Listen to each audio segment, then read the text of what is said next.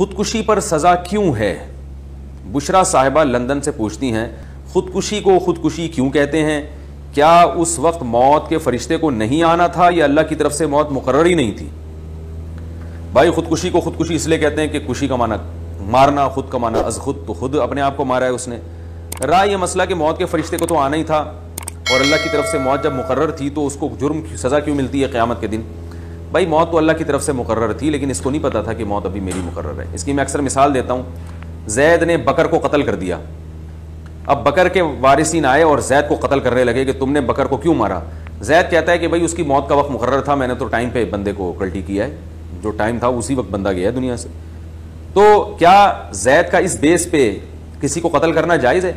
ظاہر ہے ہم اس کو یہ کہیں گے کہ آپ کو کیا پتا تھا کہ اس نے قتل ہو جانا ہے؟ ابھی یہ تو اللہ کے علم میں تھا نا، آپ کو تھوڑی پتا تھا، تو آپ نے تو اپنے علم کے مطابق اس سے اس کی زندگی چھینی ہے۔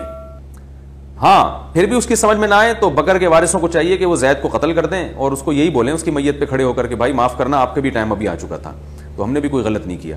تو اسی طرح خودکشی کرنے والے کو تھوڑی پتا ہوتا ہے کہ میری موت کا وقت آ گیا ہے، وہ تو اپنے آپ کو یہی سمجھ کے مار رہا ہوتا ہے کہ میں زندگی سے بیزار ہوں اور گویا میں وقت سے پہلے مرنا چاہتا ہوں، تو اس کو اس جرم کی سزا ملتی ہے کہ تم کون ہوتے ہو اپنی زندگی اپنے ہاتھ میں لینے والے؟ یہ زندگی اللہ کی امانت ہے اور خودکشی پر بڑی سخت سزا ہے۔ نبی صلی اللہ علیہ وسلم نے فرمایا جس نے اپنے آپ کو جس طرح سے ہلاک کیا تو برزخ میں وہ اسی طرح اللہ اس کو سزا دیں گے کہ اسی طرح اپنے آپ کو ہلاک کرتا رہے گا وہ قیامت تک، جب تک قیامت قائم نہیں ہو جاتی۔